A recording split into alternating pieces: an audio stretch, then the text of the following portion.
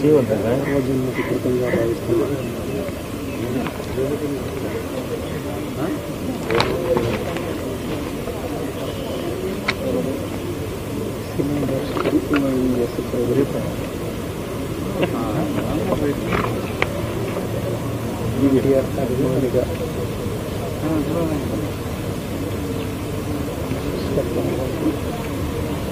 రమేష్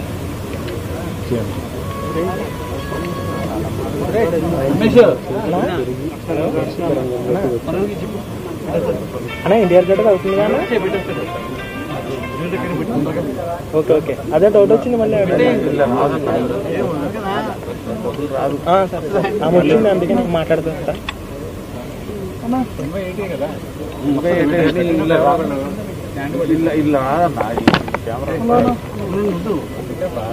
నేను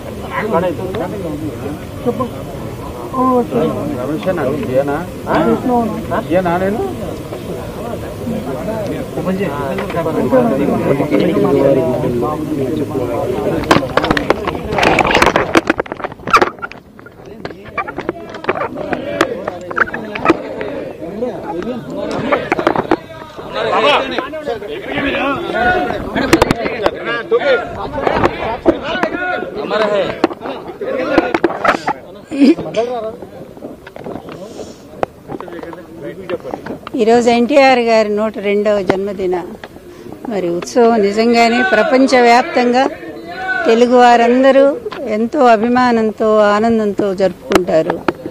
నిజంగానే మహానుభావుడు కొంతమంది మరణించినా కూడా జన్మించి ఉంటారంటానికి ఆయనే కారణం. ఎంతోమంది మహానుభావులు అలాగే ఎన్టీఆర్ గారు కూడా వారి జాబితాలోనే ఉన్నారు.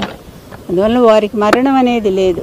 శరీరం లేకపోవచ్చు కానీ వారి ఆత్మ అలాగే వారి స్మృతులు ప్రతి ఒక్క తెలుగు వాళ్ళ హృదయంలో కూడా మరి ఇప్పటికీ పరిమళిస్తూనే ఉన్నాయి. ఎన్టీఆర్ అనే 3 అక్షరాలు ఎంత బలమైనయో నిజంగానే ఏ పార్టీ వచ్చినా దేశంలో ప్రతి ఒక్కళ్ళు ఆయన పేరు స్మరించకుండా వాళ్ళ రాజకీయం జరగదనేది వాస్తవమైన విషయం. ఒక ప్రాంతీయ పార్టీతో ఆయన దేశవ్యాప్తంగానే ఒక సంచలనం సృష్టించిన మహానుభావుడు. నిజంగానే మరి ఆయన ఒక రాముడు, ఆ రోజుల్లో రాముడు అంటే రామరాజ్యం అనే పేరు విన్నాము. మళ్ళీ ఎన్టీఆర్ గారి పాలన చూశారు ప్రజలు, రామరాజ్యం అనే పేరు తెచ్చుకున్నారు. రామరాజ్యంలో చెప్పాలి అంటే రాముడి ఇంట్లోనే రాక్షస అంశ కూడా వచ్చింది. రాక్షస రాజ్యం నడుస్తూ ఉంది. దానికి ప్రజలే సరైనటువంటి సమయం చూసి బుద్ధి చెప్తారు. దాని గురించి మనం ఏం చెప్పలేము. కానీ ఒక్కటి వాస్తవం, రాముణ్ణి ఆనాడు రాముడు రావణాసురుని చంపేశాడు, కానీ ఈనాడు రాముణ్ణి రావణాసురుడు చంపేశాడు.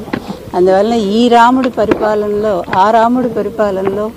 ఆ రాముడి ఇంట్లోనే రాక్షసంశతో జన్మించిన వాళ్ళు, రాక్షసంశతో ప్రవేశం మరి కలిగించుకున్నటువంటి వాళ్ళు, అడుగుపెట్టినటువంటి వాళ్ళు ఈరోజు ప్రజలను కూడా చాలా రకాల ఇబ్బంది పెడుతూ ఉన్నారు.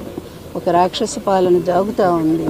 దానికి తొందరలోనే తప్పనిసరిగా ఒక నిష్కృతి వస్తుందనేది మాత్రం చూస్తూ ఉన్నాము. నా దైవం, నా భర్త నందమూరి తారక రామారావు గారి దివ్యమైన ఆత్మ వారికి సరైన సమయంలో తగిన విధంగా బుద్ధి చెప్తుందని చెప్పి నేను ఆశిస్తున్నాను.